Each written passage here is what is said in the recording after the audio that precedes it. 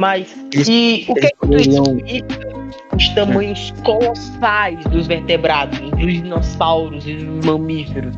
Tipo a preguiça gigante, tipo um fucking urso muito grande e os dinossauros imensos. Como é que tu explica aqueles tamanhos colossais, muito grandes, tá ligado? Cara, a questão dos dinossauros ainda é uma coisa que é uma pergunta ainda sem uma resposta certa, mas tem algumas hipóteses, tipo, quando você vê os principais grupos de dinossauros, os dinossauros eles não nasceram grandes. Os primeiros dinossauros eram animais muito, muito pequenininhos, magrinhos, rapidinhos, que comiam insetos. Tipo uma galinhazinha pequena, um rabão, um pescoção, tá ligado? Inclusive, os dinossauros mais antigos do mundo são dois bichos daqui do Brasil que, quando você vê, eles não são muito grandes. É o Bryolestes, que é um dinossauro parente daqueles pescoçudões, tipo Brachiosauro, essas coisas. E tem, sei lá, meio metro de altura. E o outro, que é o Staurikosauro, que ele é um pouco maior, que ele tem, sei lá, 1,20 m, sei lá, 1,10 m de altura. Então, os dinossauros, quando eles surgiram, eles começaram meio nas sombras. Eles não eram animais muito chamativos. Aí quando você vai vendo o passar das eras, você vai vendo que cada grupo de dinossauro vai crescendo independentemente entre si. Tipo, os 4 principais grupos de dinossauros são os dinossauros ornitísticos, que são aqueles herbívoros que tem bico, tipo Triceratops, Estegossauro, Anquilossauro, Parasaurolophus. Um dos outros grupos é os Sauropodomorphos, que inclui aqueles pescoçudões tipo Brachiosauro, Brontossauro. E o grupo que ainda tá é os Terópodes, que inclui as aves, os Tiranossauro Rex, Velociraptor. E o outro grupo, que é o quarto, eles também não eram muito grandes. O maior deles chegava a 1,5 m de altura, que são os Herrerassauros. Os Herrerassauros, eles duraram muito pouco tempo, então basicamente não dá pra falar muito deles, né? Eles duraram só 8 milhões de anos. Só 8 milhões de anos. Aí quando você vê com o passar das eras, esses grupos de dinossauros, eles vão aumentando convergentemente entre si. Tipo, os ornitísticos vão aumentando, os saurópodes vão aumentando, os sauropodomorfos vão aumentando, os terópodes vão aumentando também. E isso pode ter sido causado por um evento de chuva em massa. Que, bem, a gente tem registro de um grande evento de chuva que teve numa idade geológica chamada de Caniano, que é uma época que os dinossauros já existiam nessa época. E o que acontece? Os dinossauros, quando eles surgiram, eles eram animais muito florestais. Eles viviam muito em floresta, eram animais muito pequenininhos. E os maiores predadores naquela época não eram dinossauros, eram outros répteis, eram animais parentes dos crocodilos atuais, só que terrestres. Inclusive tem um fóssil muito legal daqui do Brasil, lá do Rio Grande do Sul, que é o Prestosuchus, que ele é um desses parentes do crocodilo, que ele é simplesmente gigantesco. O bicho tem 6 metros de comprimento, 6, 7 metros de comprimento. E a gente tá falando de uma época que os bichos não eram muito grandes. O maior dinossauro que tinha naquela época tinha 1,5 m, tá ligado?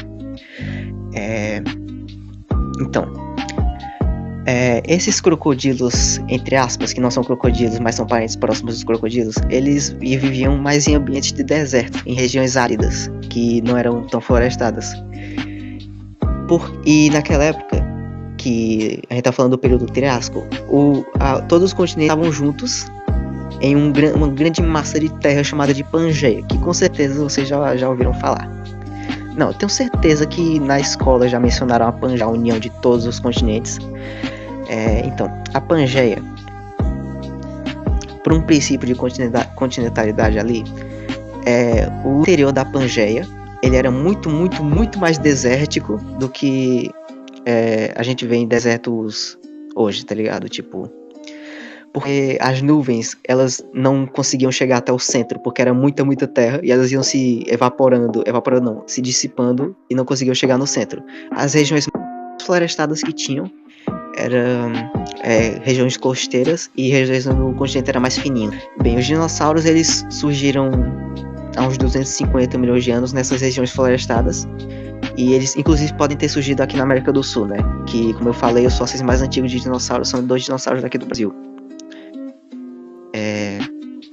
E o que acontece? A gente tem registro de um grande evento pluvial, que é um grande evento de chuva, dessa idade geológica chamada de Carniano.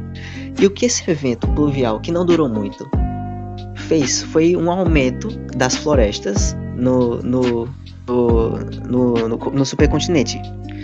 As florestas começaram a aumentar, os desertos começaram a diminuir, e esses dos crocodilos, eles começaram a sofrer uma extinção. Eles não desapareceram completamente, mas eles diminuíram a diversidade. E os dinossauros, como eles eram animais que vivem em floresta, eles se aproveitaram desse evento pluvial e se diversificaram, assumiram o posto de predadores desses crocodilos, entre aspas, e começaram a ter dinossauro predador, dinossauro herbívoro grande. E quando eles ocuparam esses nichos desses animais grandes que não eram dinossauros, aí lascou, né? Começou a ter dinossauro de todo tamanho, né? Mas, quer dizer, isso não durou da noite pro dia, né? Isso foi depois de muitos milhões de anos. Mas esse evento pluvial pode ter ajudado ao aumento de tamanho dos dinossauros, mas também tem outra hipótese de que como estavam surgindo dinossauros carnívoros grandes, os herbívoros também começaram a ficar gigantes para se defender dos carnívoros gigantes. Aí, como os herbívoros estavam começando a ficarem gigantes para se defender dos carnívoros gigantes, os carnívoros gigantes começaram a ser mais gigantes ainda para pegar os herbívoros gigantes. E os herbívoros vão ficando mais grandes ainda para se defender dos predadores mais grandes ainda, e aí lascou, né, velho? Basicamente é isso que eu consigo lembrar agora, mas deve ter outras hipóteses aí mais consistentes do que as que eu li nos artigos. Que o sauro e o brontossauro são da mesma espécie, né? Não, peraí. Eu esqueci de falar uma coisa. Nossa, fui muito burro. É que os dinossauros, naturalmente, eles também têm um mecanismo de aliar o peso. Eles têm, isso inclusive nas aves atuais, eles têm um mecanismo de pneumatização no esqueleto, principalmente nas vértebras. As pneumatizações são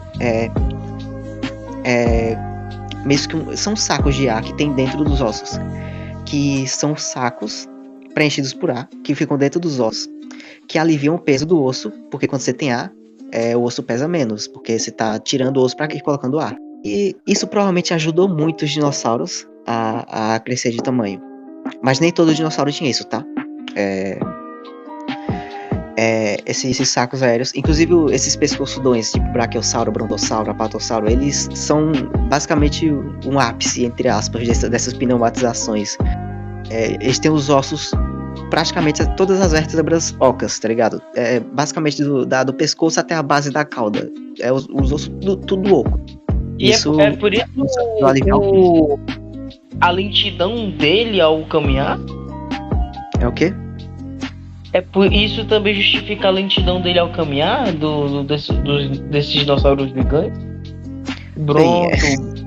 Eu nunca vi um caminhando, né? Mas... Sim, eu tô ligado. Mas a maneira que os arqueólogos e os paleontólogos...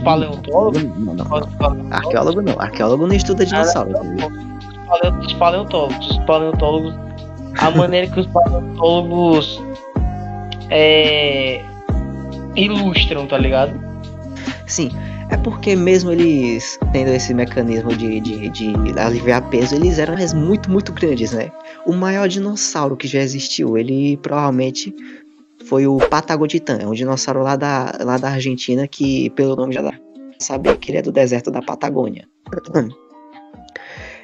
O Patagotitã, ele tem o fóssil dele, o indivíduo que foi encontrado, ele tem, se eu não me engano, acho que é 20 metros de comprimento, alguma coisa assim, 18 metros. Mas só que, o que acontece? Esse indivíduo, ele não era adulto, ele era um adolescente. Então, quando ele era adulto, provavelmente ele tinha uns 39 metros de comprimento e 18 metros de altura. Mano, se você tirar o pedestal do Cristo Redentor, esse dinossauro bate no peito do Cristo Redentor, tá ligado? E o peso estimado desse bicho se eu não me engano, é 80 toneladas. 80 toneladas. Aí, um bicho de 80 toneladas, eu acho que é muito mais lógico pensar que ele se movia lento do que rápido, tá ligado? Por questão de leis da física. Tô ligado.